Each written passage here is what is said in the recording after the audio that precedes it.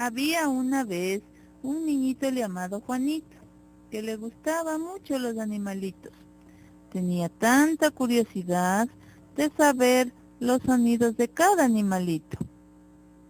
Entonces su abuelito Pancho decidió satisfacer su curiosidad, como hacía cada animalito su sonido, empezando por este animalito.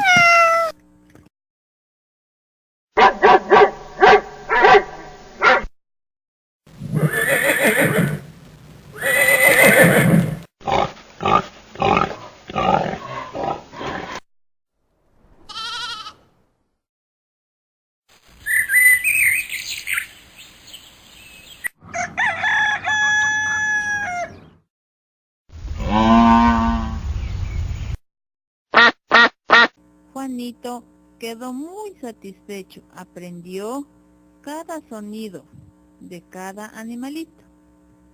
Gracias.